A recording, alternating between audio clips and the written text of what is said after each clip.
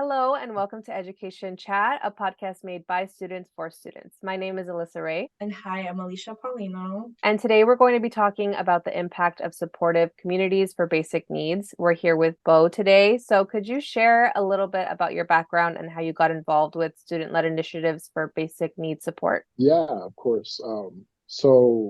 Where I started basically for my roots as a child, providing assistance to any needy families in my community was where I come from and started out.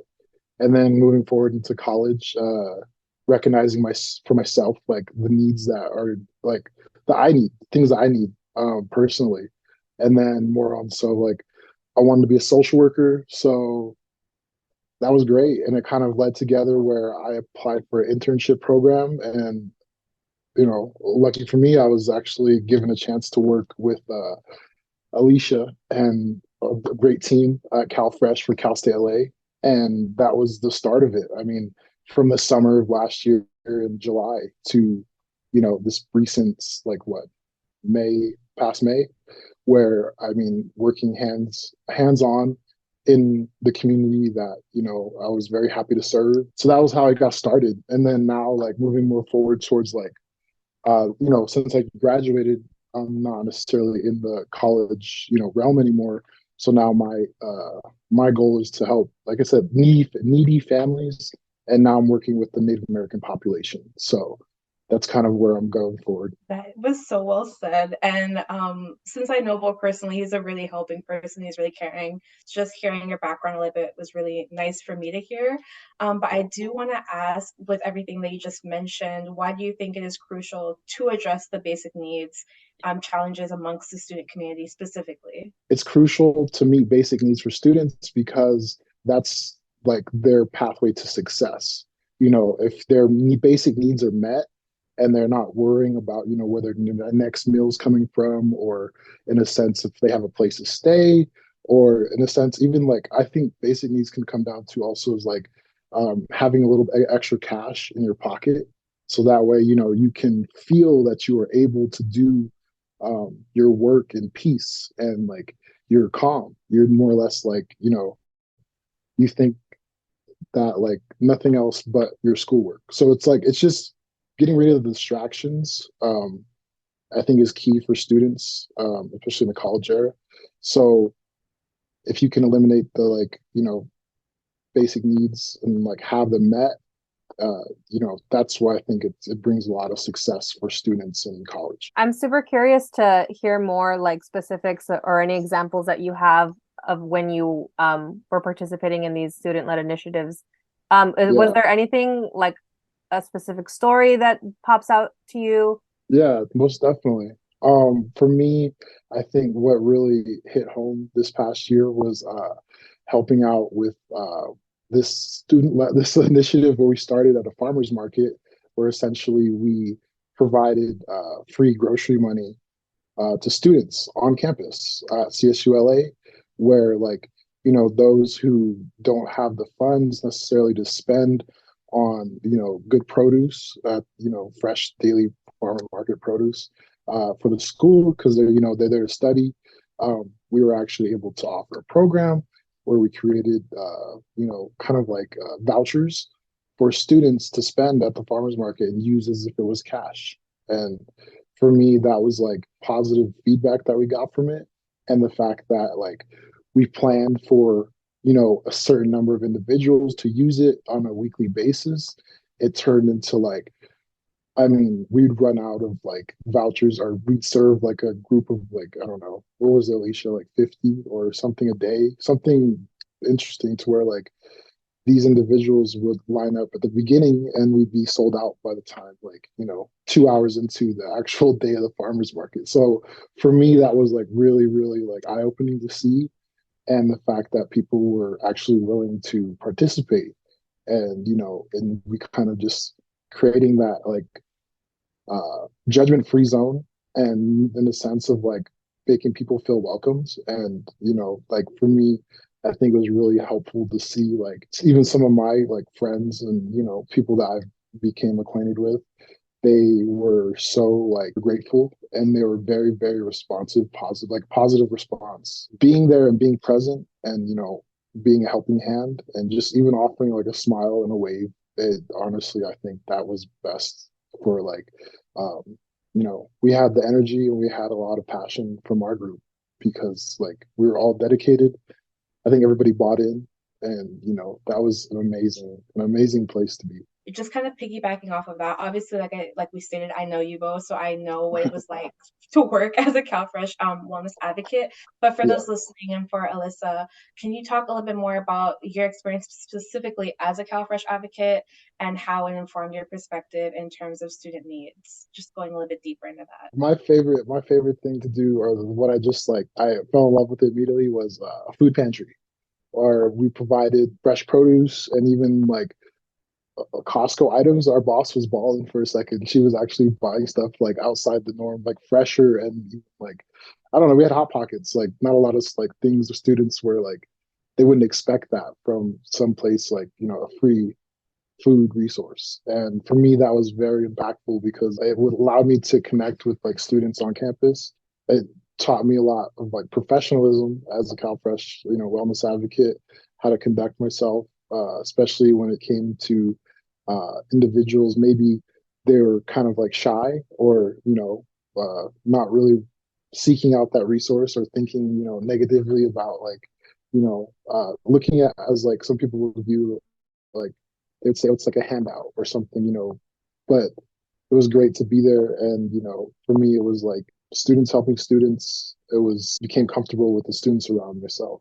So that was great. And then for me, it was just, you know, actually signing people up for CalFresh, Snap, seeing where I can, piece them into this, public service program that eventually it helped out a lot of families. People there, like they range from like family sizes of like one individual to like I think the most I had was someone with like they had 9 people in their house. So to be able to provide that resource and walk them through the process of like the CalFresh application, and then also navigating through for students where say they didn't necessarily like meet the requirements for CalFresh itself, the application or the public service program. It was really awesome to like let them know about other resources that we provided, such as like a farmer's market or to a food pantry, or even like we created like resource guides to help students seek other basic need resources that weren't on school grounds. So that was even better to understand like if you weren't like meeting the requirements for the program, the fact that we had like something else to offer, that was very rewarding. As a CalFresh advocate, like the mindfulness part was so huge for me because it helped me like in my daily life, and then also to like learning to enjoy the moment while I'm working because it's my passion. So that really took off for me. That was nice to hear though. The work that you do is definitely rewarding, so it feels more fulfilling and you're helping a lot more people than you would like at a regular job like you were mentioning. But Yeah. so you touched on this a little bit earlier. I know that a big problem with students is that they struggle to ask for help and reach out when they need those basic needs. So I wanted to ask, are there any specific like strategies that you and your team have or do to raise awareness about the support that you guys have? Yes. There's a lot of networking involved. Definitely a lot of networking. Getting yourself familiar with the campus. All the first thing I thought was great, which I should have started off like in the beginning, but I did learn it more or less in like the second semester, was like learning names, numbers, and faces for like those people in other departments because it's so awesome to be like, oh yeah, I know John or I know Jane from so and so, and they can help you. Let me call them real quick, or let me email them and send them over. And they're like, oh, they're waiting for you. Like they're just, and then giving them that security for a student, it was kind of like, or for them being students was really good. And then what was the on the question again? Could you reiterate it again? Just like if you had any strategies that you guys implemented to raise awareness that students can get Yes. these services and all that. Yeah, I mean, basically what we would do, because our main resource, our main like we had pre-screens. So essentially wherever we went, we were always promoting like we had like little flyers, we had QR codes, we had like website. We basically to go fill out this pre-screen form where essentially we could get the information, students' information, and then it's cold calls. So calling, when we're not busy, and always staying like, or always like sending emails. And then for me myself, which was for like worked better for me, I think, was where I was very active on campus. So in a sense of like, whenever I would meet individuals, I mean, I just casually, drop the program. And I feel like a lot of, and I dormed too. So like that was a big thing for me, because like I was really, really like there on campus all the time. So meeting with my friends, connecting with other people, being involved in other like intramurals, a lot of clubs. Uh, and then for me, it was just, that was my networking way of like, oh yeah, we have these programs, maybe we can, see how. And then also too, like my presence of like, I'm not really like trying to shame anybody or out someone.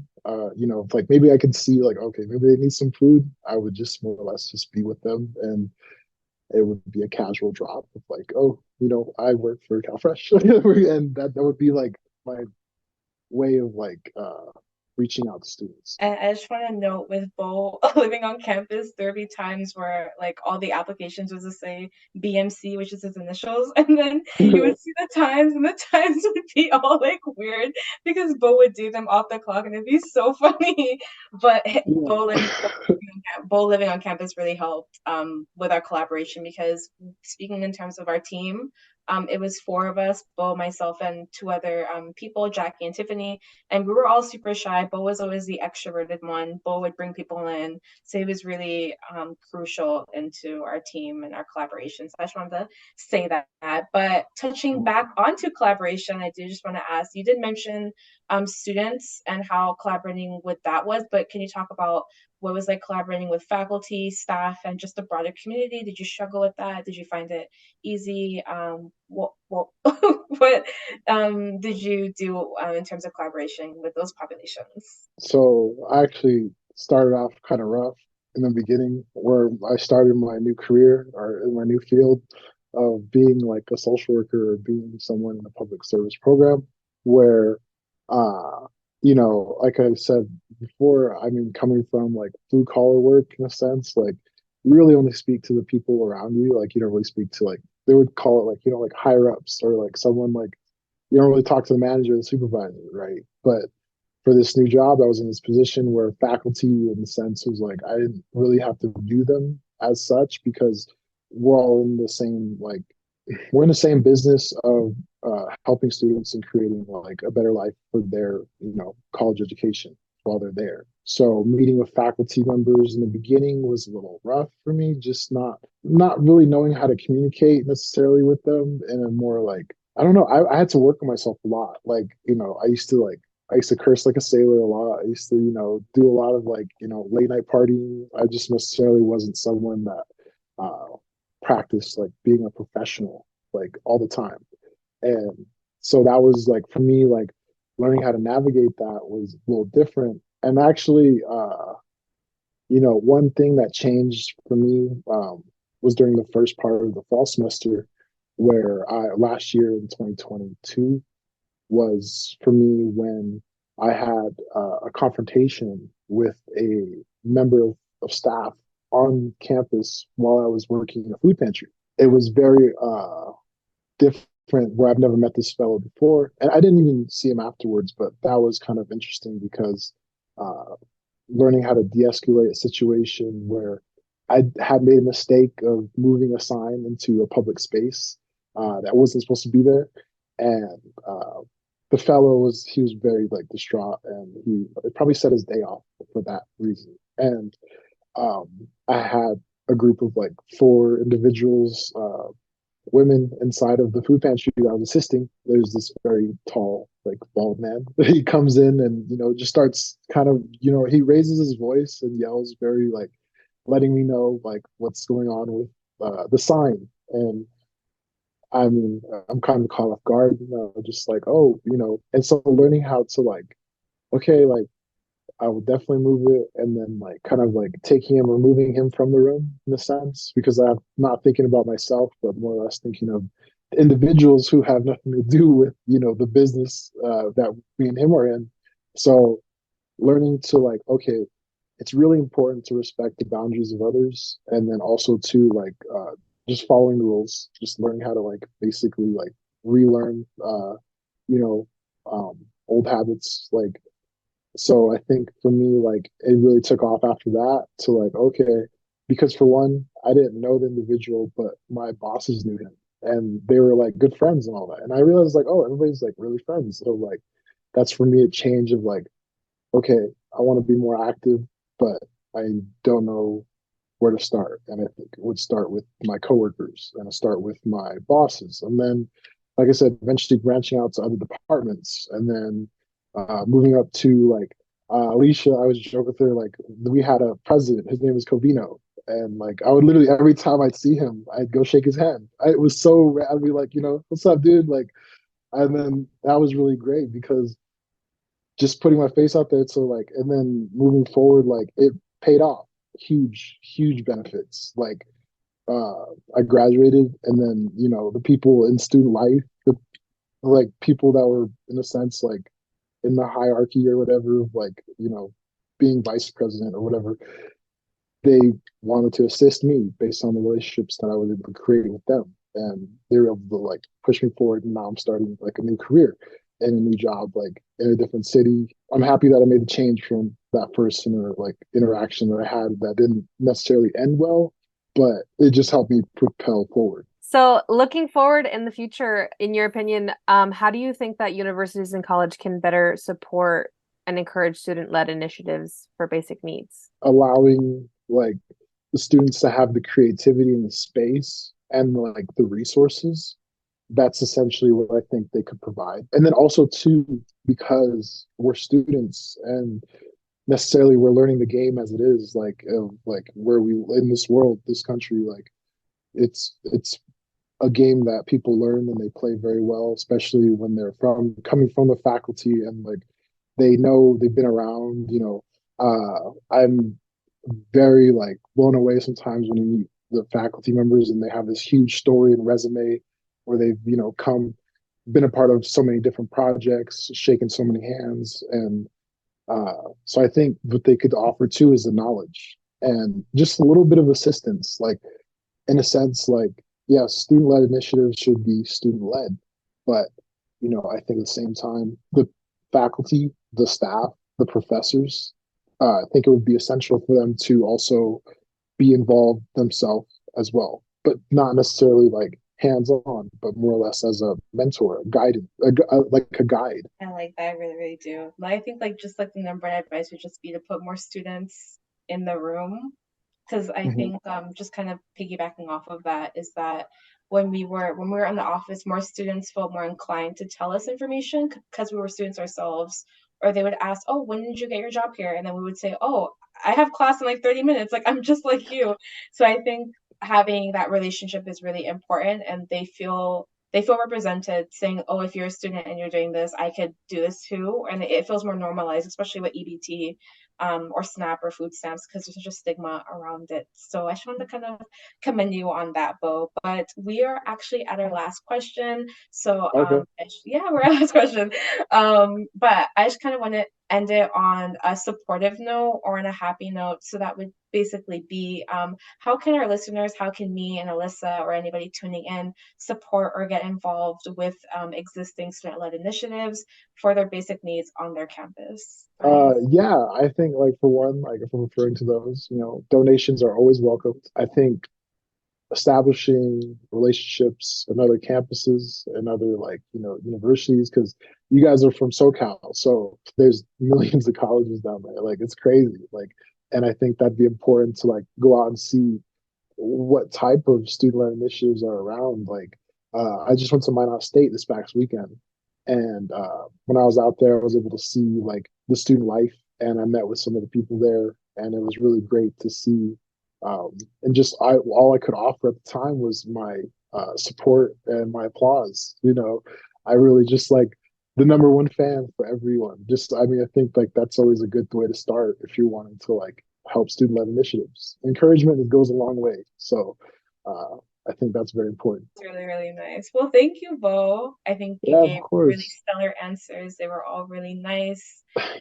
We're able to give, well, I already know the perspective, but you're able to give Alyssa and our listeners a really awesome perspective on student-led initiatives through the lens of a CalFresh advocate. So thank you for coming on. We really appreciate it. And you take care, all right? All right, I appreciate it. Thank you guys for having me on. Thank Thank you. Let's have a blessed day.